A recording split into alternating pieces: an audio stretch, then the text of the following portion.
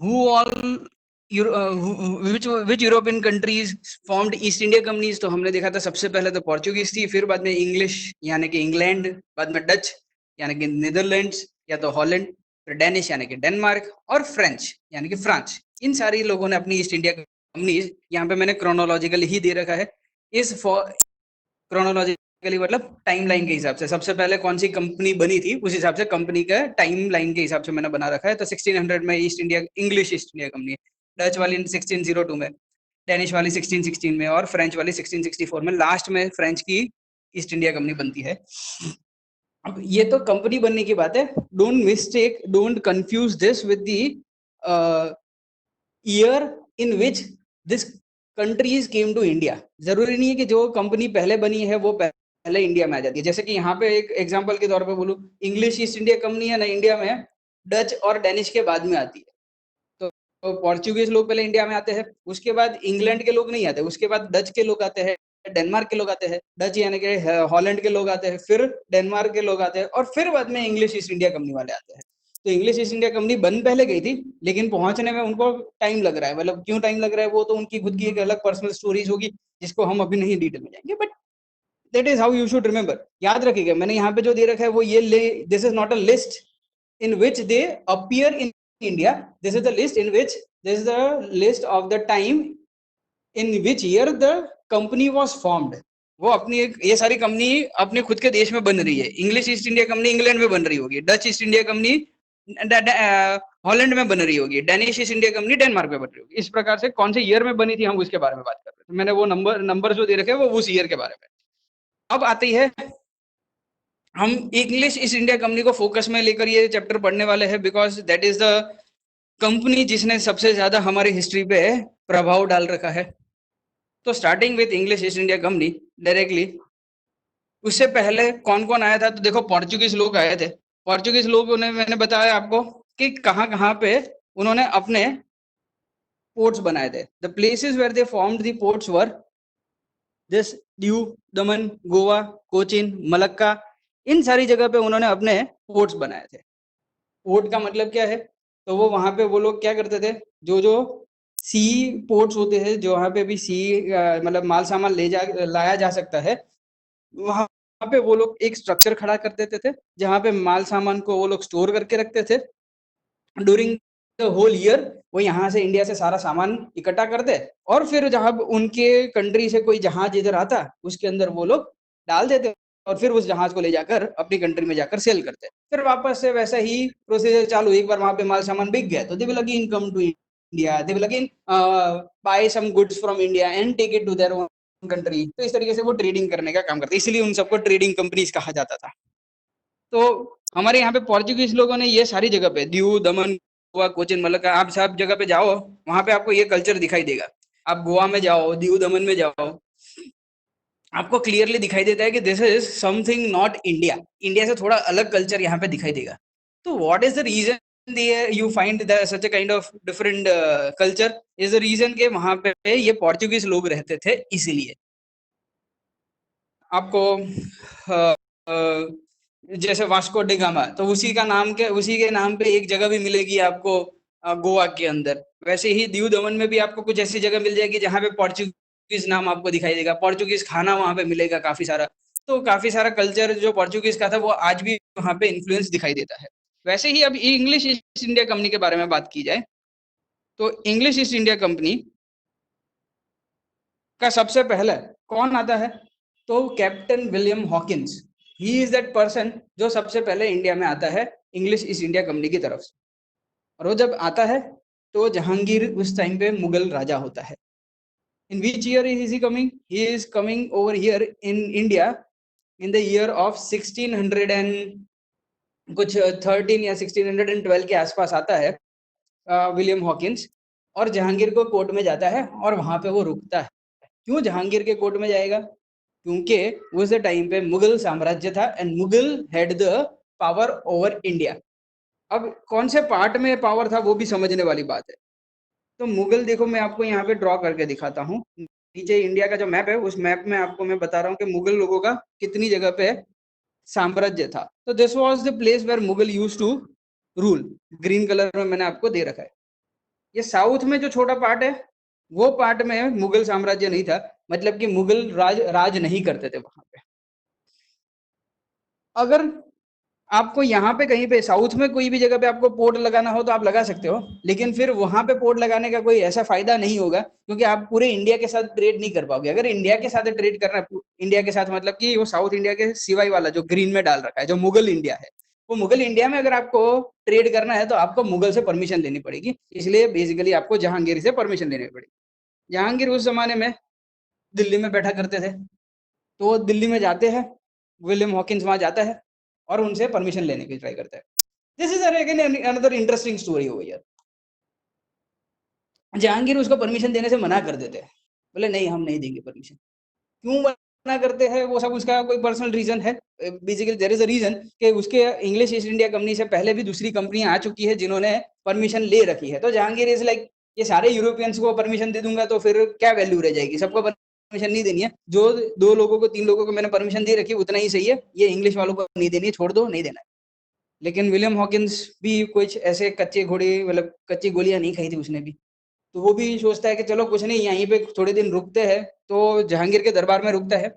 जहांगीर उसको रुकाता है, उसको पूरी मेहमान नवाजी करवाता है, उसकी पूरी पूरी पूरी मेहमान नवाजी देता है उसको, वो कोई टेंशन नहीं है। बोले तू रुक, तेरे को रुकना उतना रुक, लेकिन तेरे को परमिशन नहीं मिलने वाली है, तू परमिशन के लिए मेरे पीछे मत पड़। तो परमिशन नहीं देता है। अब ड्यूरिंग दिस पीरियड जब वो विलियम हॉकिंस वहां रहता है ना, होता ये है कि जहांगीर की बेटी है वो बीमार पड़ जाती है।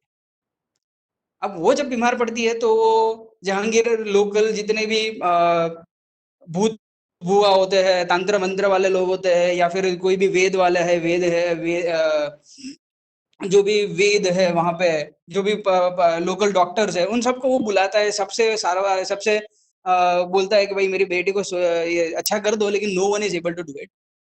And William Hawkins take this opportunity और बोलता है मेरे पास भी एक विदेशी दवा है, हमारी खुद की दवा, अगर आप चाहो तो मैं वो अप्लाई करूँ आपकी बेटी के ऊपर। तो वो बोले अच्छा ठीक है। तो उसने बेसिकली कोई तो दवाई दी उसको और वो ठीक हो गई। अब वो मिराक्युलसली ठीक हुई, कैसे ठीक हुई वो सब नहीं पता, बट जहांगीर को ही बेटी को उसने ठीक कर दिया। अब इससे वो जहांगीर इतना खुश हो जाता है कि वो उसको परमिशन दे देता है। अब सोचो, this is the turning point in India's life. पूरी इंडिया की हिस्ट्री में ये पूरा टर्निंग पॉइंट हो जाएगा। अब जहां पे जहांगीर अपनी बेटी मतलब basically English East India company को कोई परमिशन देने के मूड में था नहीं, उसी समय पे उसकी बेटी का बीमार पड़ना, उसी समय पे हॉकिंस के द्वारा दी गई गोली से वो ठीक हो जाना, और उसी के द्वारा उसके कारण उसको परमिशन मिल जाना, कितने सारे ट्विस्ट है। ये सारे ट्विस्ट अगर नहीं हुए होते तो शायद आज की हमारी पूरी हिस्ट्री ही अलग होती। यहाँ पे इंग्लिश ईस्ट इंडिया कंपनी ही नहीं होती। तो ऐसा नहीं बोल रहा हूँ कोई दूसरी कंपनी नहीं होती, उसके अलावा कोई दूसरी होती, शायद पोर्चुगीज ने पूरा का पूरा इंडिया कैप्चर किया होता, या फ्रांस ने पूरा इंडिया कैप्चर कर लिया होता। हम फ्रेंच कॉलोनी होते rather than an English colony. आज हम इंग्लिश में पढ़ रहे उसकी जगह पे आज मैं फ्रेंच बोल रहा होता। इतने सारे डिफरेंसेस आ जाते हैं, जस्ट अगर वहां पे जहांगीर की बेटी बीमार ना पड़ी होती और हॉकिंस वहां नहीं होता तो see this is where the this history becomes interesting. इसीलिए हिस्ट्री पढ़ने में मजा आता है। जब भी आप हिस्ट्री को इस तरीके से देखते हो ना, तो आपको समझ में आता है कि कैसी कैसी छोटी छोटी घटनाएं होती है जो हिस्ट्री को एक जगह पे जाते जाते रोक कर उसका रास्ता बदल देती है, और पूरा ही एक नया ही ट्विस्ट लाकर एक नई ही प्रकार की स्टोरी आपके सामने खड़ी कर देती है। ये सारी चीजें मेंशन नहीं है आपके टेक्स्ट बुक में, तो that is not the part of our syllabus, but I put this मरी masala into it so that history में थोड़ी इंटरेस्ट जगे आपको, आप और जानने की इच्छा धराओ, आपको और इच्छा हो कि भाई और क्या हुआ था, हुआ होगा, और कैसे चलता होगा उस जमाने में, एडमिनिस्ट्रेशन कैसा होता होगा, आज जैसे मोदी चला था क्या उसी प्रकार से उस समय भी चलता था, क्या मोदी जैसा नहीं चलता था तो कैसे चलता था, क्यों ये लोग यहाँ पे आते थे, ये वो क्यों और वाई वाला आंसर भी आप कभी ढूंढने की खुद से ट्राई करो। इसीलिए ये सारी इंटरेस्टिंग स्टोरीज जो मुझे लगता है बताने जैसी वो बताता रहता हूँ। तो एनी विच वेज, तो पहली बार जब उनको ये परमिशन मिली, कैन एनीवन गेस कौन सी जगह पे वो लोगों ने सबसे पहला ट्रेडिंग सेंटर लगाया? सूरत। हाँ सूरत, मैंने लिख ही रखा है पास में। तो they establish the first factory in India. हाँ તમે જે કીધેલું ડાઉટ છે, તમે જેમ કીધેલું કે જયારે એ લોકો દીવ દમણ ગોવા ગયા ત્યારે આપણે હમણાં જે કલ્ચર છે તારું એ લોકોનું છે પોર્ટુગીઝ નું, હમણાં તો આજે તો ઇન્ડિયન ની લાગે. પોર્ટુગીઝ નું ઇન્ફ્લુઅન્સ છે હવે તો મતલબ ઓબ્વિયસ પૂરા का पूरा कल्चर पोर्चुगीज तो नहीं होगा ना यू विल सी अ હા difference in the culture because of the Portuguese had stayed there for a very long period of time ई पोर्चुगीज પણ સર लेफ्ट બીજી જગ્યાએ બી હશે ને Portuguese Portuguese Portuguese left Goa in 1962 India को आजादी 1947 में मिली थी गोवा को नहीं मिली थी गोवा 1962 तक आजाद नहीं हुआ था तो सोचो पोर्चुगीज आए सबसे पहले गोवा में पूरे कितने सालों से 1453 कॉन्स्टेंटिनोपल गिरा 1498 को वास्को दी गामा इंडिया में आया मतलब 1500 से लेकर 1500 से 1600 एक साल 1700 200 साल 1800 300 साल 1900 400 साल 1962 यानी 450 साल 462 ईयर्स तक कोई एक इंसान अगर किसी एक जगह पे रहे तो उस वहां पे का कल्चर पूरा का पूरा उनके जैसा हो जाता है तो Goa is definitely that place जहां पे आपको कल्चर में डिफरेंस दिखाई देता है because of the reason Portuguese પણ has sir stayed at that place for a very long period of time हाँ अबे बोल કે એ પણ એ લોકો બી બીજી કોઈ જગ્યા પર ગયા હશે ને ઇન્ડિયાની કોઈ બીજી જગ્યા પર રાજ કર્યું હશે તો આનું કલ્ચર કેમ હમણાં બીજે જેમ કે બ્રિટિશ વાળા ઇંગ્લેન્ડ વાળા પણ અહીંયા આવ્યા સુરતમાં તો સુરતનું કલ્ચર કેમ ઇંગ્લિશ જેવું નથી કારણ કે હજુ હિસ્ટ્રી તે અડધી વાંચી કારણ કે એનો આન્સર તને હજુ આગળ મળશે સુરતમાં આયા તો કે સુરતમાં આખો દિવસ આખો ટાઈમ સુરતમાં ટકેલા છે તો नहीं they did not stay over here for a long period of time Surat में थोड़े दिन के लिए रहे सूरत में वो कितनी टाइम रहे और कितना उनका यहाँ पे वर्चस्व था उस पर डिपेंड करता है कि आपका कल्चर कितना इन्फ्लुएंस होगा एक किसी के रहने से अब आप इंग्लैंड जाते हो मान लो सोच लो चलो ऐसा मान लेते हैं आप यहाँ से इंग्लैंड गए आपका परिवार इंग्लैंड में रहता है आपका बेटा इंग्लैंड में रहता है उसका बेटा इंग्लैंड में रहता है और 500 सालों के बाद आप बोलो कि वहां पे इंग्लैंड में निसर्ग की भाषा क्यों नहीं बोलते तो सब लोग निसर्ग की भाषा बोलने लग जाएंगे वहां पे इंग्लैंड में क्योंकि 500 सालों से वहां पे तो only that is not the only reason कि आपका परिवार 500 सालों से वहां रह रहा है तो आपका इन्फ्लुएंस वहां पे आ जाएगा आपका इन्फ्लुएंस सिर्फ रहने से नहीं आता है आपका इन्फ्लुएंस वहां पे रहकर पावर में रहने से आएगा अगर निसर्ग वहां इंग्लैंड में जाता है और निसर्ग उस इंग्लैंड का राजा भी बनता है और वहां पे निसर्ग के बच्चे भी राजा बनते हैं और उसके बच्चे भी राजा बनते हैं और वो अपने हिसाब से एडमिनिस्ट्रेशन करेंगे तो इंग्लैंड के लोग निसर्ग जैसे बनेंगे वरना वो निसर्ग जैसे थोड़ी बनेंगे तो पावर में आना चाहिए ना सूरत में क्या नहीं रहे वो सूरत में हमेशा पावर में नहीं रहे इसलिए नहीं हुआ अभी मैं उसका ही वहीं पे चर्चा कर रहे हैं आगे बढ़ ही रहा हूँ मैं आपको वहीं पे आंसर मिलेगा कि सूरत में क्यों नहीं दिखता है एनीवे जो सूरत में एक पार्ट तो दिखता ही है कि उन्होंने वो लोग यहाँ पे थे उसका प्रूफ कहाँ है तो उसका प्रूफ आपको दिखता है मकई पुल के पास में आपको दिखेगा मकई पुल क्या पुराना पुल हाँ कौन सा चौक बाजार वाला जो એટલે पुल है શું वहां કે पे છે आपको બાર તોપ लागेली છે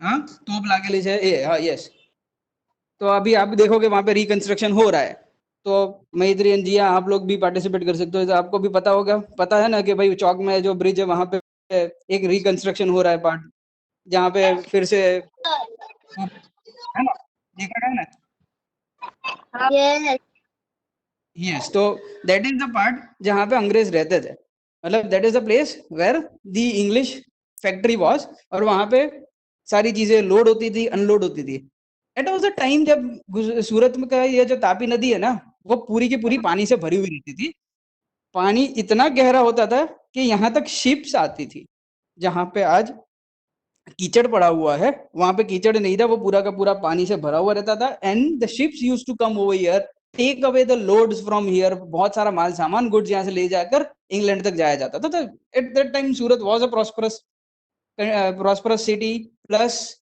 मतलब काफी पानी भी हुआ करता था तापी नदी में any which was let us move forward now तो मैं बात कर रहा था तो सूरत में सबसे पहली फैक्ट्री मुगल ने यहाँ पे लगाई बट देन उस जमाने में मुगल के बाद कोई दूसरा नंबर जिसका आता हो सेकंड रैंक किसी का आता हो इंडिया में तो वो थे मराठा लोग मराठा वाज अनदर क्लैन जो इंडिया में पावरफुल क्लैन थी जिसके ऊपर आपने मूवीज भी देख रहे हो क्योंकि बाजीराव मस्तानी फिर अभी एक रिसेंटली आई थी अजय देवगन की कौन सी मूवी थी तानाजी यस तो दे वर ऑल मराठास और आपने देख रखा है कि मराठास कितने पावरफुल हुआ करते थे कितने ज्यादा मतलब बाहोश होते थे they were very brave and they also had an influence in India but India में स्पेसिफिकली कहा तो यहाँ पे देखो ये वेस्टर्न पार्ट में ये लोगों का सबसे ज्यादा बोलबाला था, मराठा लोगों का। वेस्टर्न मतलब वही सूरत, बॉम्बे, मतलब महाराष्ट्र, वो वाला पूरी एरिया में मराठास की बोलबाला बहुत ज्यादा थी। Karnataka, even to some extent Madhya Pradesh, Rajasthan, इन सारे एरियाज में उनके ही बोलबाला ज्यादा हुआ करती थी। किसकी? मराठा लोगों की। अब मराठास की ये इतनी ज्यादा बोलबाला होने के कारण क्या होता था कि भले ही ये सब आते मुगल साम्राज्य के अंदर, भले ही मराठा डायरेक्टली मुगल के अंदर नहीं आते, लेकिन वो मुगल के साथ हमेशा टसल में रहते हैं। कभी मुगल उनकी एरिया को कैप्चर करते, कभी वो मुगल के एरिया को कैप्चर करते, वैसे झगड़ते ही रहते थे हमेशा। तो इंग्लिश वालों ने सोचा है कि यहाँ पे वेस्टर्न साइड पे रहेंगे ना तो थोड़ा तकलीफ है यार, मराठा के साथ रेगुलरली मगजमारी रहनी पड़ेगी। मराठा इज दैट क्लैन जो हमेशा से है ना लूटेरे कहे गए हैं। वो हमेशा लूटते रहते थे, वो किसी को भी है ना शांति से रहने नहीं दिया है मराठा लोगों ने। तो वो हमेशा कहीं ना कहीं पे जाके लूटते रहते। इवन मराठा शिवाजी राव, शिवाजी की जिसके ऊपर मूवी बन रखी है, शिवाजी की मतलब नॉट द बाजीराव मस्तानी की बात नहीं कर रहा हूँ, शिवाजी के ऊपर भी मूवीज बन रखी है, जिसे हम महाराणा क्या, वो शिवाजी आपने देख रखा होगा फोटो, आपको पता होगा, शिवाजी नाम तो सुना होगा। मराठा में जो शिवाजी को जो पूछते हैं, तो वो शिवाजी ने ही सूरत को काफी बार आकर लूटा है। एन नंबर ऑफ टाइम्स वो सूरत को आते, सूरत में जितनी भी सारी चीजें थी, जितने भी अच्छे अच्छे घर थे, उन सबको लूट कर वो चले जाते थे। तो Maratha has been and always the clan जो हमेशा दूसरों को लूटती रही आई है। तो ये सूरत को भी लूटा है, वैसे ही ये अंग्रेजों को भी डर था कि ये हमें भी लूटेंगे, तो क्यों ना कोई थोड़ी शांति प्रिय जगह पे चले जाते हैं। तो वो वही, भागो ये तो मराठा है यहाँ पे, तो हम यहाँ से निकल कर ईस्ट वाले साइड पे चले जाते हैं। तो वो ईस्टर्न साइड पे जाते हैं and they establish other trading centres on the eastern side.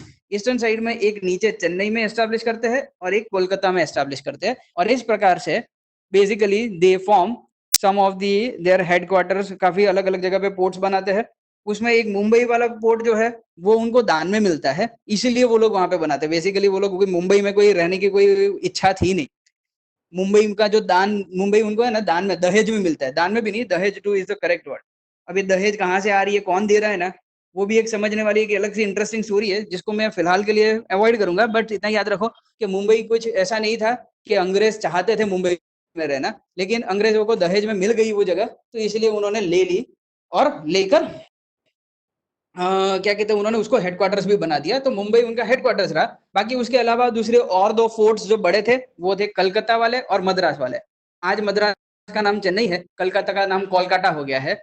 वो दो जगह पे भी उन्होंने फोर्ट बनाया। वो दोनों फोर्ट के नाम क्या थे, तो you can see over here, Saint George is the name of the fort in Chennai, and fort William, ये जो है it's the name of the fort in Chennai, in Kolkata. तो फोर्ट विलियम और सेंट जॉर्ज, ये दो चीज का फोर्ट का नाम याद रखिएगा। अब यह जो दो फोर्ट है वो भी बड़े इंपॉर्टेंट फोर्ट है। फोर्ट यानी क्या होता है यहाँ पे, यहाँ पे ये लोग जैसे ये सूरत में आप देख रहे हो ना, वो चौक में जैसा बना है, वैसे ही फोर्ट्स वो सब जगह पे बनाते थे। तो ये इसको थोड़ा बड़ा कर दो, इसको मल्टीप्लाई बाय 10 कर दो, तो आपको वो जितना बड़ा मिलेगा ना, उतने बड़े फोर्ट्स उनके वहां पे बनाए जाते थे, जहाँ पे वो माल सामान को गोडाउन की तरह माल सामान, they use it as a godown to store the goods that they are buying from the local areas, local nearby markets, and they send it to their own countries.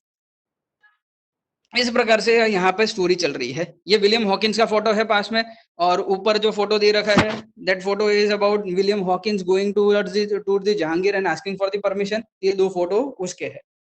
अभी आगे देखते हैं। French East India Company India में 1668 में आती है, लेकिन तब तक इंग्लिश ईस्ट इंडिया कंपनी ने काफी सारी जगह पे अपना बोलबाला कर तो रखा था।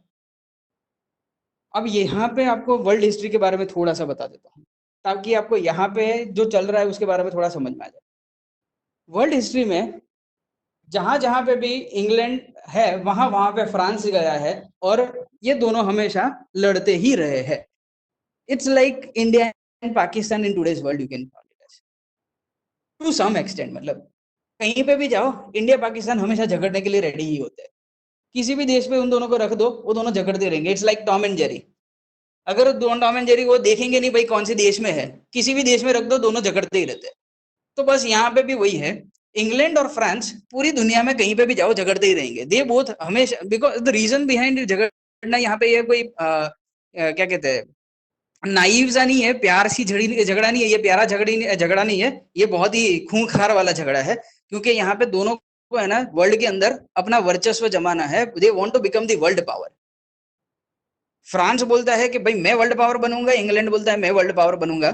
तभी आप सोच रहे हो कि ये अमेरिका क्या कर रहा है, तो अमेरिका वर्ल्ड पावर के नाम पे नक्शे पे कहीं पे भी नहीं है। America is nowhere. अभी हमने देखा था कुछ साल पहले ही तो अमेरिका डिस्कवर हुआ अभी तो अभी तो बेचारा जन्म हुआ है अमेरिका का। तो बच्चा क्या लड़ेगा, ये दो बाप है, ये दोनों लड़ रहे हैं। हु आर द टू बाप्स? द बाप्स इज फ्रांस एंड इंग्लैंड। वो ऐसे ही इंडिया में भी जहां जहां पे इंग्लैंड आ चुका था, इंग्लिश की ब्रिटिश की, इंग्लिश बोलूं या ब्रिटिश बोलूं इट मींस ऑलमोस्ट सेम। तो ब्रिटिशर की जो भी जहां जहां कंपनियां थी, जहां जहां पे उन्होंने अपने फोर्ट्स बना रखे थे, फ्रांस भी वहां वहां पे अपना कैप्चर करना चाहता था, वो भी उनके साथ लड़ना चाहता था, वो भी इंडिया को कैप्चर करना चाहता था। इसीलिए इंडिया में फ्रांस और इंग्लैंड के बीच में बहुत सारी लड़ाइयां होती है। कुछ लड़ाइयां तो इस प्रकार से होती है कि इंग्लैंड वाला किसी एक को बोलता है, जैसे इंग्लैंड वाला मराठा को बोलता है जा तू निजाम के साथ लड़, और फ्रांस वाला बोलता है कि अगर निजाम से तुम लड़ने आए तो मैं निजाम की साथ दूंगा और अपने डायरेक्टली फाइट करेंगे। तो बेसिकली अगर मराठा को अगर इंग्लैंड सपोर्ट दे रहा है तो निजाम को फ्रांस सपोर्ट दे देगा। अगर फ्रांस इंग्लैंड सॉरी फ्रांस अगर मराठा को सपोर्ट दे रहा है तो इंग्लैंड निजाम के सपोर्ट में आ जाएगा। तो इस प्रकार से फ्रांस और इंग्लैंड हमेशा अपोजिट डायरेक्शन में रहकर एक दूसरे के साथ कंटिन्यूअसली लड़ते रहे बहुत सालों तक इंडिया में। अल्टीमेटली ये दोनों के बीच में जो जितने भी झगड़े होते हैं ना, फाइनल ये डिसाइड होता है कि इंग्लैंड जीत जाता है। मैं सारे वॉर्स की डिटेल में नहीं जा रहा हूँ यहाँ पर, बिकॉज वो बहुत बड़ी हिस्ट्री हो जाएगी, हमें सिर्फ ओवरव्यू लेना है। तो मैंने सिंपलिस्टिक वे में आपको समझाने की ट्राई की कि इंग्लैंड और फ्रांस पूरी दुनिया में लड़ते रहते थे, वही चीज इंडिया में भी हुई। इंडिया में भी जब इंग्लैंड और फ्रांस के बीच में लड़ाई होती है तो उसमें बहुत सारे वॉर्स होते हैं, कभी कभी लोकल रूलर्स को इन्वॉल्व करके भी झगड़े होते हैं, और फाइनली होता क्या है, इसमें इंग्लैंड जीत जाता है। बट इंग्लैंड जीतते जाता है इसका मतलब क्या फ्रांस पूरा का पूरा इंडिया से चला जाता है? तो जी नहीं, फ्रांस पूरा का पूरा नहीं जाता है, बट मैक्सिमम पार्ट में से चला जाता है। The only place that they are left with is this 5 areas: Mahe, Karaikal, Pondicherry, Chandranagar and Machilipatnam. सिर्फ यही 5 एरिया है जो फ्रांस के पास रह जाते हैं। और ये जो एरिया है ना, बोलने के लिए 5 एरिया है, बट बहुत ही छोटे छोटे एरिया है, ज्यादा बड़े एरियाज नहीं है compare to what the British is having control over. उसके ब्रिटिश लोगों के कंट्रोल के सामने फ्रांस लोगों के कंट्रोल के बारे में बोलते हैं तो कुछ नहीं है, बहुत ही छोटा सा कंट्रोल। यहाँ पे भी एक एग्जांपल, आप पौंडीचेरी जाओ। आज पौंडीचेरी का नाम पुदुचेरी है, तो मैं पुदुचेरी बोल रहा हूँ, तो आप पुदुचेरी जाओ अभी, and if you go over there you can never say that it is in India. वो तो पूरा का पूरा आपको फ्रांस ही लगेगा। आपको वो जो गलियां है ना, पूरी फ्रांस पेरिस की गलियों में घूम रहे हो ऐसा लगेगा, सिर्फ आईफिल टावर नहीं दिखेगा, अदरवाइज पूरा का पूरा आपको पेरिस वाला फील आएगा। You can even smell the oranges of French. तो फ्रांस के ऑरेंजेस जो होते हैं उनकी भी स्मेल आती रहती है कंटिन्यूअसली, मतलब वो वहाँ के घर, वहाँ के जो आर्किटेक्चर, सब कुछ आपको फ्रांस वाला फील आएगा। If you want to visit without leaving your home, you definitely have the technology of Google Maps. Go into Google Maps, 360 degree view आपको अवेलेबल है, 360 डिग्री व्यू देखिए वहां का। आप देखोगे वहां की गलियों में देखोगे तो आपको दिखाई देगा कि ये इंडिया नहीं है, ये इंडिया जैसा दिखेगा ही नहीं। आप सिर्फ डायरेक्टली देखिए पौंडीचेरी, आप लिखिए पौंडीचेरी, और पौंडीचेरी में आपको, ये क्या हो गया रे, हाँ सॉरी, तो आप पौंडीचेरी देखिए और आप पौंडीचेरी के रास्तों में घूमने की ट्राई कीजिए, आपको अलग अलग जगह दिखेगी, तो आपको पता चलेगा यार पौंडीचेरी तो इंडिया जैसा है नहीं। हम कहने के लिए उसको इंडियन की यूनियन टेरिटरी कहते हैं, बाकी पूरा का पूरा अलग ही फील दे रहा है। तो डू विजिट इट समडे, जब भी आपको मौका मिले, जब भी आपको इच्छा हो, फ्री बैठे हो, तो डू विजिट इट। अब आ जाते हैं हम दो बैटल्स के ऊपर जो बड़े इंपॉर्टेंट है इस इंडिया की हिस्ट्री से रिलेटेड, वो है प्लासी और बक्सर। चलो ये प्लासी और बक्सर का युद्ध क्यों हुआ, तो पहले प्लासी का देखते हैं। Why was there a battle of Plassey? तो पहले मैं इंडिया का मैप सामने लेके आ जाता हूँ। You can see the map of India over here on your screen. यहाँ पे आपको मैंने बताया कि चेन्नई में, सॉरी कलकत्ता में फोर्ट विलियम नाम का फोर्ट अंग्रेजों ने बना रखा था। सब लोगों को मेरी आवाज आ रही है ना? प्लीज मुझे हाँ या ना बोल दो, ताकि मैं ऐसे ही बकबक ना करता जाऊँ आगे।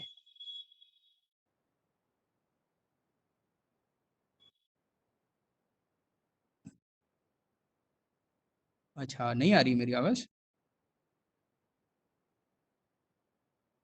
બધું આવે છે આવે છે આવે છે जिया सो गए आप अच्छा जिया का भी ये सब कर दिया ओके ओके फाइन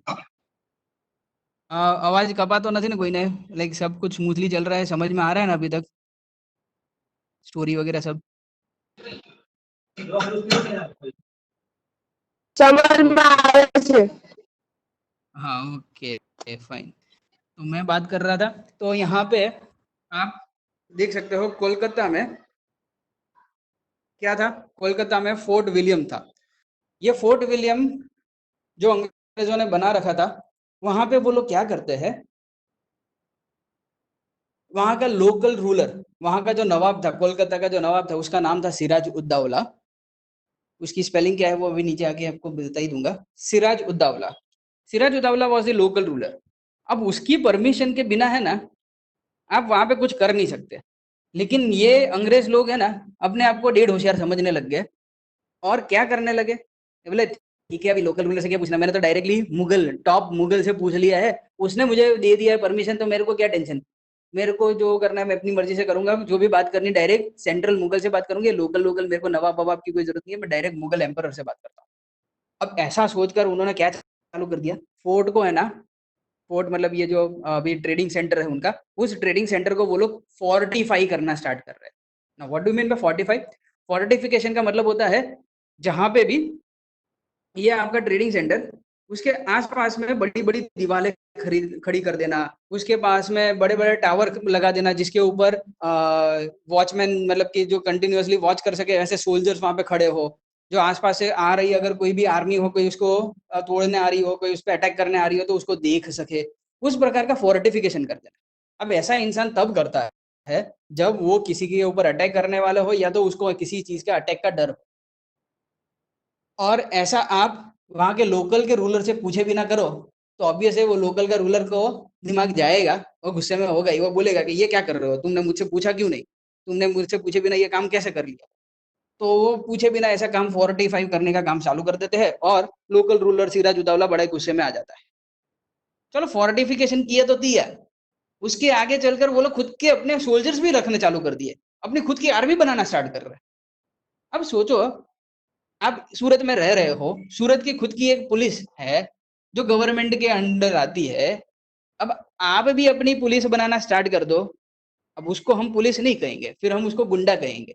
कि तुम गुंडे पाल रहे हो जो आसपास के लोगों को बोलोगे कि मैं प्रोटेक्शन देना चाहता हूँ हमारे यहाँ इस एरिया में जहाँ पे तो आप रह रहे हो बोले इस एरिया के मैं लोगों को प्रोटेक्शन देना चाह रहा हूँ इसलिए मैंने ये पुलिस बनाई है तो ऑब्वियसली पुलिस इतनी भी बुद्धू तो है नहीं समझ में नहीं आ रहा ऐसा तो है नहीं सिराजुद्दौला भी पागल तो है नहीं उसको भी समझ में आ रहा है कि तुम अगर सोल्जर यहाँ रख रहे हो मतलब क्या कभी ना कभी तो तुम मुझ पे अटैक करने वाले हो अब मैं अगर आपको किसी भी चीज का प्रॉब्लम है तो सिराजुद्दौला बोलता है मुझसे पूछो क्या प्रॉब्लम है भाई कौन है जो तुम्हारे यहाँ पे अटैक कर रहा है तुमको अगर कोई अटैक कर रहा है तो मुझे बताओ मैं तुम्हें प्रोटेक्शन दूंगा मैं यहाँ का राजा हूँ मैं यहाँ का नवाब हूँ तुम मुझसे नहीं पूछ के खुद के सोल्जर्स रखने चालू कर रहे हो this is not good this is very bad तो उनसे बोला गया कि तुम अपने सोल्जर्स हटा दो फोर्टिफिकेशन निकाल दो तो नहीं माने वो नहीं माने तो सिराजुद्दौला ने अटैक कर दिया अटैक कर कर ये फोर्ट विलियम्स को कैप्चर कर लिया तो उनका माल सामान सब कैप्चर कर दिया बोले चलो बंद ट्रेडिंग सेंटर वेंटर बंद ये सब नखरे वखरे सारे नाटक करो बंद करो ये क्या चला के रखा हुआ मुझसे कोई पूछा नहीं जा रहा है राजा मैं हूँ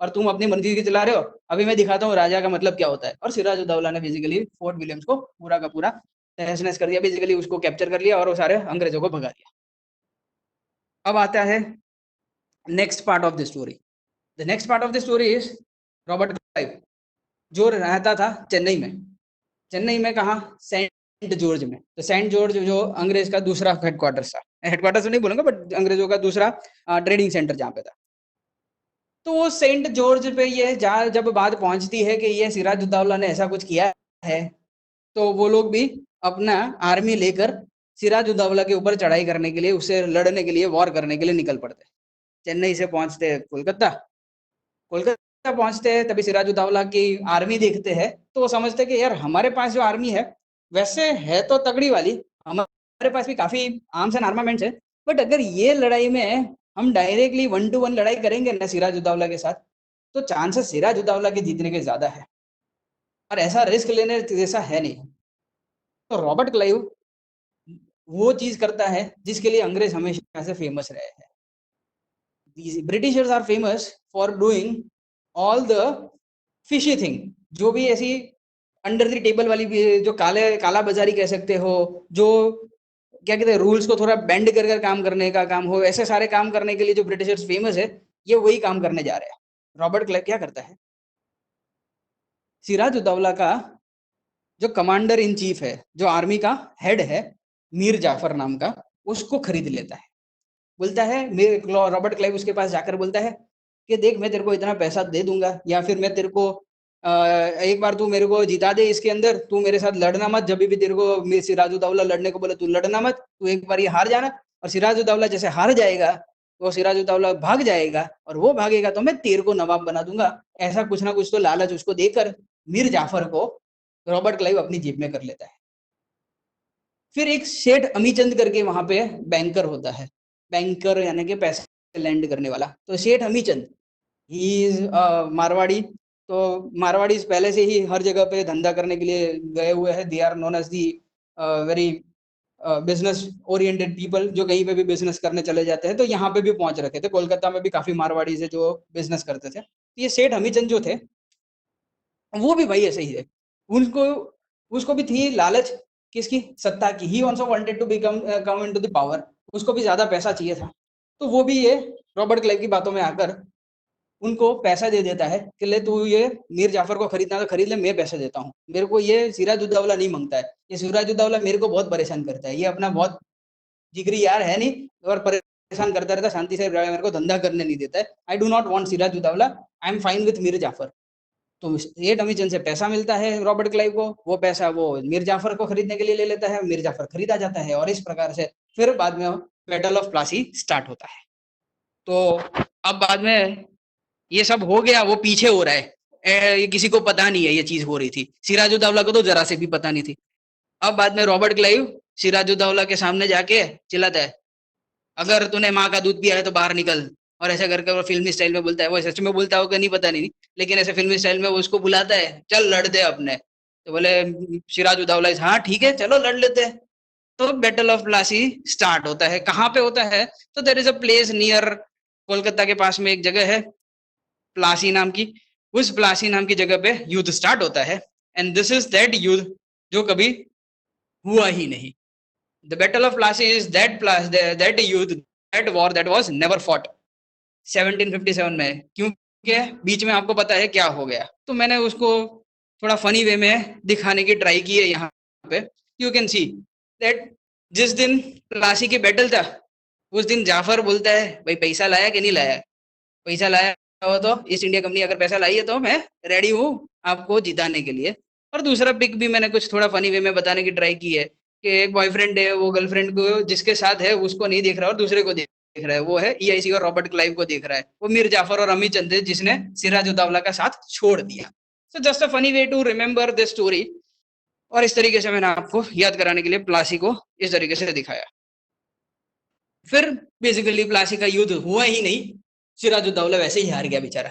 सिराजुद्दौला हार गया ना, उसके बाद मीर जाफर वहां का नवाब बन जाता है. And this is the story of Plassey. Very interesting story, worth remembering. और ऐसे ही टाइम पास के लिए भी किसी को भी सुनाना हो, आपके छोटे भाई बहन को सुनाना हो तो सुना सकते हो कि देखो हमारे यहाँ पे ऐसे युद्ध होते थे जो खेले नहीं जाते. बिना युद्ध के भी युद्ध हो जाता है.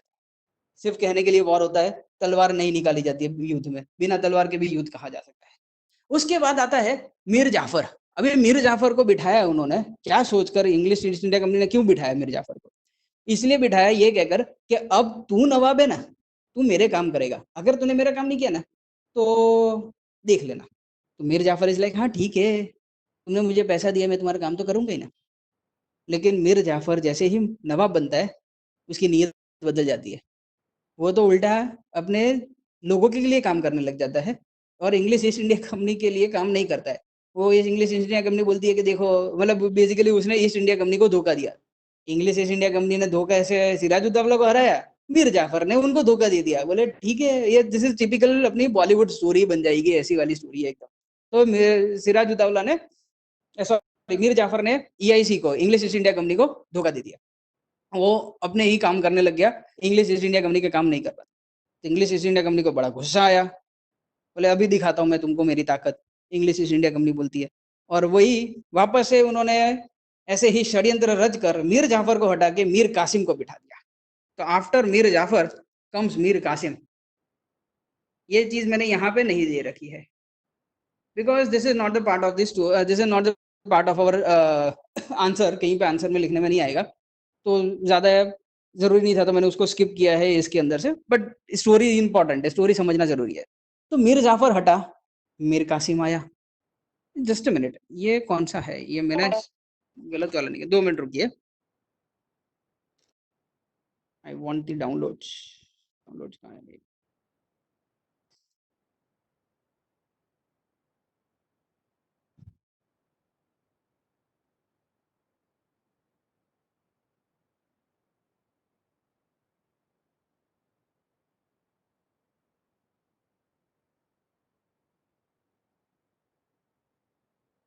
Okay, this is the better one. तो प्लासी और बक्सर के बीच में क्या होता है? तो ये चीज होती है कि प्लासी को जीतने के बाद ब्रिटिशर्स लोगों को क्या मिल जाता है? तो उनको 24 परगनास नाम की जगह मिल जाती है, जहां पे वो जो चाहे वो कर सकते हैं। मीर जाफर को बिठा दिया और मीर जाफर को तरफ से उनको 24 परगनास में जो चाहिए वो करने की आजादी मिल जाती है। 24 Parganas is a place in near Kolkata. Mir Jafar को उन्होंने नवाब बना दिया, लेकिन मीर जाफर का जैसे मैंने बताया कि बहुत मगजमारी होती है, तो मीर जाफर को हटा के उन्होंने मीर कासिम को नवाब बना दिया। अब मीर कासिम तो मीर जाफर का बाप निकला। वो और भी ज्यादा अच्छी तरीके से एडमिनिस्ट्रेशन संभालता था, अपने ही देश के लिए, मतलब अपने ही लोगों के लिए वो काम करने लग गया। वो कोलकाता को कैसे आगे ले जाना, बंगाल को कैसे आगे ले जाना, उसके बारे में सोचता था। ईआईसी के बारे में सोचता ही नहीं था। बोले हो सके उतना एडमिनिस्ट्रेशन स्ट्रांग करो, एडमिनिस्ट्रेशन अच्छा कर दो। सारे लोगों को, जो भी अच्छे लोग थे उनको वो रिक्रूट करता था, खराब लोगों को जो करप्शन करते थे उन सबको निकाल दिया, और सब कुछ अच्छा अच्छा करने लग गया मीर कासिम। लेकिन वो अच्छे अच्छे में ईआईसी यानी कि इंग्लिश ईस्ट इंडिया कंपनी की तो वाट लग गई। वो लोग इतना कुछ अच्छा नहीं कर पाए, मतलब it didn't help them out. English East India company को कोई फायदा नहीं। तो इसलिए मीर कासिम को हटा के वो फिर से मीर जाफर को बिठा देते। यार इससे तो अच्छा पुराना वाला ही सही था। बोले वो कुछ तो करता था, ये 24 परगनास तो दिया कम से कम, ये मीर कासिम तो वो भी नहीं दे रहा है। हटाओ हटाओ इसको। तो मीर कासिम को हटा के फिर से मीर जाफर को बिठा देते। तो ये देखो यहाँ पे ड्रामेटिक टर्न पे टर्न आए जा रहे हैं। पहले हाँ सौरभ बोलो। હું શું કેવું કે એ લોકો જ્યારે મન ફાવે ત્યારે મીર કાસિમ ને લઈ લે, મીર જફર ને લઈ લે, તો એ લોકો કરતા નહીં, मीर जफर मीर कासिम कहीं करता नहीं। नहीं तो सकता था, बट वही मैंने बताया ना कि they had one of the reason is they did have a strong army. उनके पास आर्मी है। इंग्लिश ईस्ट इंडिया कंपनी के पास is having a strong and advance army. And the other one more, एक और बहुत बड़ा फैक्टर है, उनके पास पैसा है, और वो पैसा वो लोग ले रहे हैं वहीं के लोकल बैंकर से, जिसमें एक अमित चंद नाम का मैंने एक बैंकर बताया, वैसे ही कुछ दूसरे मारवाड़ी बैंकर्स है। ये मारवाड़ी बैंकर्स क्यों ऐसा कर रहे हैं ना, उसके पीछे का कारण भी है। ऐसा नहीं है कि मारवाड़ी बैंकर भी फालतू में ये ऐसे कर रहे हैं। एक तो उनको डेफिनेटली फायदा दिख रहा है कि पैसा ज्यादा मिलेगा, क्योंकि ये ब्रिटिशर्स जो है वो स्ट्रांग ज्यादा दिख रहा है, इसलिए अगर इनको हमने मदद की तो हमको वहां से पैसा ज्यादा मिलेगा। एक वो तो है उनका खुद का रीजन। दूसरा एक और रीजन है, ये जो नवाब लोग थे ना, they were Muslims and they were somewhere oppose to this Marwaris. उनको ये मारवाड़ी लोग पसंद नहीं थे, क्योंकि है ना वो खून चूसते थे सब लोग। ये मारवाड़ी लोग जितने भी बैंकर्स है ना, वो बैंकर लोग हमेशा जितने भी गरीब लोग है या फिर जितने भी इवन नवाब लोग थे, तो नवाबों का भी ये खून चूसते थे। खून चूसने का मतलब उनसे पैसे ऐंठने का, उनसे हो सके उतना ब्याज वसूलने का, ये सारा काम वो लोग करते थे। तो somewhere even nawabs did not like Marwari bankers, और इसलिए वो हमेशा मारवाड़ी बैंकर के साथ कुछ ना कुछ खराब करते ही रहते थे नवाब लोग। तो मारवाड़ी बैंकर को भी कुछ ना कुछ चाहिए था ऐसा काम कि भाई जिसके द्वारा वो लोग नवाब से बदला ले सके। तो जब भी ईस्ट इंडिया कंपनी आकर अगर ये मारवाड़ी बैंकर को बोले कि मेरे को इसको हटाना है, तो वो हमेशा रेडी होते थे किसी को भी हटाने के लिए। They themselves Marwari banker somewhere wanted ये नवाब हटे जाए और ईस्ट इंडिया कंपनी ही आ जाए तो चलेगा। उतने हद तक भी उनकी तैयारी थी। They were not very much afraid of कि भाई ईस्ट इंडिया कंपनी आ जाएगी तो वाट क्या लग जाएगी, इंडिया की कैसी खराब हालत होगी, because no one can predict कि आगे जाके क्या होने वाला है। They were just short sighted, they just wanted to see ये नवाब लोग ना रहे यहाँ पे। तो इसीलिए उनकी मदद से, पैसों की मदद से और अपने सर बल, हाँ अपने आर्मी की मदद से। यस हाँ बोलो। કે સર પણ બ્રિટિશ ઇંગ્લિશ વાળા તો હમણાં હમણાં જ આવ્યા છે ને એટલી બધી જલ્દી આર્મી બી થઈ ગઈ લોકો પાસે, પૈસા બી આવી ગયા। यस पैसा छे एमनी जोड़े। પૈસા ક્યાંથી આયા? તો પૈસા બાય ટ્રેડિંગ ઇન ધ યુરોપમાં આટલું બધું ટ્રેડિંગ કરીને पैसा कमावेला है। And what they do is, यहाँ पे सबसे अच्छी बात उनकी है कि वो लोग उस पैसे को यहीं से लोकल के लोगों को रिक्रूट करते हैं अपनी खुद की आर्मी में। अब ये एक बैक स्टोरी बहुत अलग सी हो जाएगी, मैं वो स्टोरी में अभी नहीं जाता हूँ। मैं सिंपल से भाषा में एक फटाफट में बता देता हूँ कि उन लोगों ने आर्मी कैसे खड़ी की। तो वो लोगों ने खुद की आर्मी खड़ी की, अंग्रेजों की आर्मी नहीं थी। आर्मी में जो लोग होते थे वो इंडियन ही होते थे, लेकिन वो इंडियन लोग उनकी आर्मी में क्यों काम करते थे, उसका कारण था कि दे यूज टू पे देम हेफ्टीली, बहुत ही ज्यादा अमाउंट पे करते थे। दूसरा रेगुलरली पे करते थे, जो इंडियन नवाब नहीं करते थे। इंडिया के नवाब जो अपनी आर्मी को पालते थे, उनकी खुद की आर्मी के लोगों को वो अच्छे से नहीं रखते थे, उनको पैसा रेगुलरली पे नहीं करते थे और अमाउंट जो देते थे वो भी कम देते थे। ये सारे कारण भी एक थे, तो मैं वो सारे कारण अभी ज्यादा डिटेल में नहीं जाएंगे, हम अपने ट्रैक से लूज नहीं, because there are so many back stories. हर एक के पीछे की इतनी सारी इंटरेस्टिंग स्टोरीज है ना कि मैं सारी स्टोरीज तो नहीं बता पाऊंगा। जितनी स्टोरीज वैलिड लगती है या फिर जितनी चीजें जिनको सही से ढंग से पता है, मैं वो सारी चीजें बताता रहूंगा। काफी स्टोरीज ऐसी भी है जो मेरे दिमाग में है, लेकिन मैं जानबूझ के नहीं बताता, बिकॉज ऑफ द रीजन के it will unnecessarily lengthen the syllabus. अपना चैप्टर बहुत खाली फोकट में लंबा हो जाएगा, जिसका हमें कोई काम नहीं है, मतलब not related to our syllabus too much.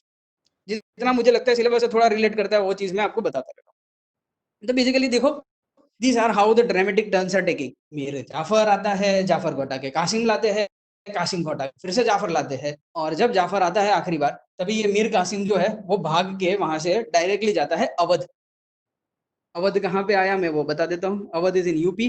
We need to go to the map once more so that you can understand the area what I am talking about. So this is the place which is your Kolkata. Kolkata से अवध जाना मतलब इस तरफ जाना है, और ये जो पता है वो दूसरा जो डॉट मैंने बनाया वो आपका अवध है। तो वहां से भागकर वो अवध जाता है, यानी कि यूपी जाता है। यहाँ पे जाने के बाद अवध के नवाब से मिलता है मीर कासिम। वो ये सारी स्टोरी बताता है मीर कासिम उसको। तो नवाब का नवद है वो भी बड़े गुस्से में आता है, यार ये ऐसा क्या चल रहा है यार, अपने नवाबों के साथ ऐसे कर रहे हैं ये लोग, इसको तो हटाना पड़ेगा। तो अवध का नवाब मीर कासिम, और कोइंसिडेंटली उस टाइम है ना मुगल का राजा भी वहां पे आ रखा था। मुगल का राजा का नाम शाह आलम था, तो शाह आलम भी वहां पे आ रखा था। वही अवध के नवाब से मिलने आया हुआ था। तो वो भी ये स्टोरी सुनता, अरे यार बात तो सही है यार, ये ऐसा सारे काम धंधे कर रही है English East India Company, very bad, we should fight against it.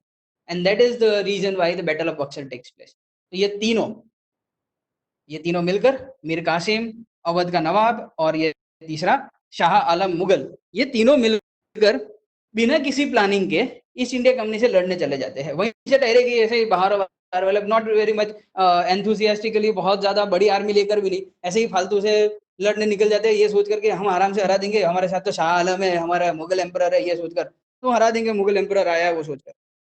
लेकिन नहीं, ऐसा नहीं हुआ।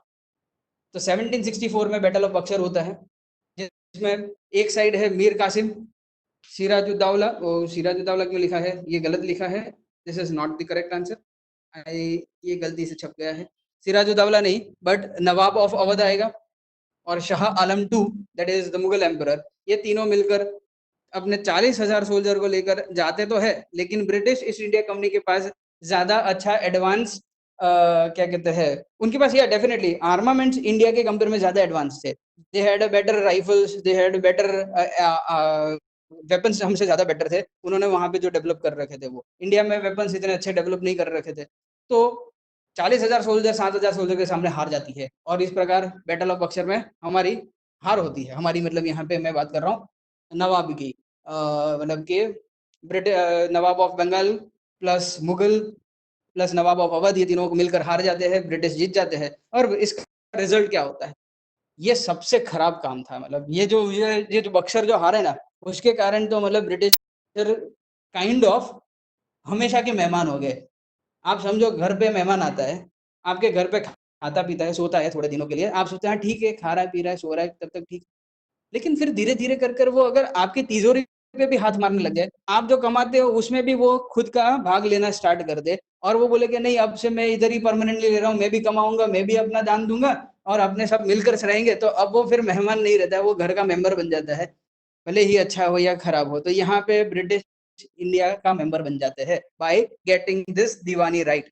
अगर ये नहीं मिलती तो सबसे ये एक और दूसरा टर्निंग पॉइंट है। अगर ये दीवानी राइट्स नहीं मिलती, अगर ये बक्सर का बैटल नहीं होता, या तो बक्सर का बैटल में ये हार जाते, तो शायद वापस से ब्रिटिशर्स इंडिया में कभी पाँव नहीं रख पाते थे। लेकिन ऐसा हुआ नहीं है। हमने जो हुआ है वो पढ़ना है, तो हमने पढ़ रहे हैं वही कि दीवानी राइट्स मिल जाते। What is Deewani rights? Deewani rights का मतलब होता है रेवेन्यू कलेक्शन करने का हक।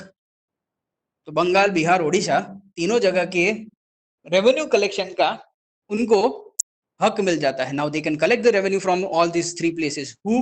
ब्रिटिशर्स। इसका बहुत बड़ा फायदा, इतना बड़ा फायदा कि आप सोच भी नहीं सकते। मैं इसका वही वापस एक छोटी सी बैक स्टोरी बताता हूँ इसके पीछे की क्या है। कि इससे पहले अभी तक जब ब्रिटिशर्स करते थे, क्या करते थे, अपने घर से पैसा लेकर आते थे, इंडिया में माल सामान खरीदते थे वो पैसों से। बेसिकली वो पैसे क्या होते थे, तो पैसे was used to be the gold. Gold के सिक्के, सिल्वर के सिक्के जो उनके यहाँ पे चलते थे, वो लोग वो गोल्ड के और सिल्वर के सिक्के इंडिया में लाकर इंडिया के बाजार में देते थे, जिसके बदले में वो गुड्स खरीदते थे। फिर वो गुड्स को ले जाके अपने इंग्लैंड में जाकर बेचते थे और पैसा कमाते थे। बट इस दरमियान आप सो देख रहे होंगे तो आपको समझ में आ रहा होगा कि धीरे धीरे इंग्लैंड से सारा का सारा सोना इंडिया की तरफ आ रहा था। तो बहुत सारा सोना इंडिया का, इंग्लैंड का इंडिया में आता है। बहुत ज्यादा अमाउंट में वहां की फ्रिक करेंसी इंडिया में आती है, और इसी के कारण इंडिया प्रोग्रेस भी कर रहा था। लेकिन अब ये दीवानी राइट्स आने के बाद पूरा का पूरा यू टर्न हो जाता है। अब इन लोगों को अपने घर से पैसा मंगवाने की जरूरत नहीं है।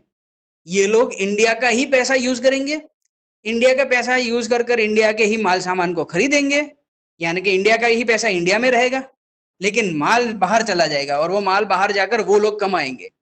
तो आप सोच सकते हो ये इकोनॉमी किस तरीके से चल रही है। अब वो जो पैसा आ रहा था, जो सोने के सिक्के, जो सिल्वर के सिक्के जो इंग्लैंड से आ रहे थे, वो आना बंद, बिकॉज दीवानी राइट्स मिल गई है। ये Diwani rights is a very big turning point from the point of view of a British coming to India and becoming the Nawab, or becoming the ruler of India. And also economically India को पूरा downfall लाने के लिए, India को पूरा का पूरा नीचे गिरा देने के लिए, इकोनॉमिकली इतनी खराब हालत कर देने के लिए इनफ था। This was the starting point जहां से इंडिया की ઇન્ડિયાના જે આપણે ગુજરાતીમાં કહેવાય ઇન્ડિયાને બળતા પાણી હતા, અહીંયાથી ઇન્ડિયાનું डाउनफॉल धीरे धीरे स्टार्ट થઈ जैसे in terms of economy. Economically India धीरे धीरे बहुत ज्यादा पुअर होना स्टार्ट हो गया। अभी आता है कंपनी का expansion. Let me see how much time do we have. We have 4 minutes. What I will do is मैं फटाफट से इतना पार्ट आपको बता देता हूँ और उसके बाद हम निकलते हैं। कंपनी का एक्सपेंशन। व्हाट इज कंपनी का एक्सपेंशन? तो देखो ये दीवानी राइट्स मिल गए ना, ये 1764 की बात है दीवानी राइट्स। फिर 1773 में एक रेगुलेटिंग एक्ट आता है। ये रेगुलेटिंग एक्ट और वो सब के बारे में मैं अभी ज्यादा चर्चा नहीं करूंगा, इसके पीछे भी बहुत सारी इंटरेस्टिंग स्टोरीज है। बट फिलहाल के लिए मैं जो पॉइंट वाइज है, जो पॉइंट हमारे काम का है, मैं उसके ऊपर आ जाता हूँ। And the reason why was not able to put up the pictures over here was because कि कल मेरे यहाँ पे लाइट नहीं थी, नहीं इंटरनेट नहीं था, सॉरी। तो मेरे को यहाँ पे डालने के लिए नहीं मिल पाया कुछ भी, तो मैंने इसको सिर्फ पॉइंट वाइज समराइज कर दिया है पूरे चैप्टर को। तो देखो रेगुलेटिंग एक्ट ऑफ 1773 आया, और उस रेगुलेटिंग एक्ट के अंतर्गत हुआ क्या। तो देखो मैं आपको याद हो तो हमने 3 चीजें बताई थी, 3 जगह बताए थे जहां पे ब्रिटिशर्स ने अपना पोर्ट्स बनाए थे। तो कैन यू टेल मी कौन सी 3 जगह थी इंडिया में जहां पे ब्रिटिशर्स के पोर्ट थे?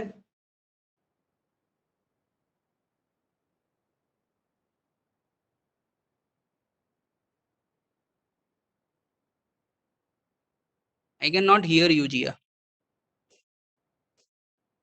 आपका आवाज नहीं आ रहा।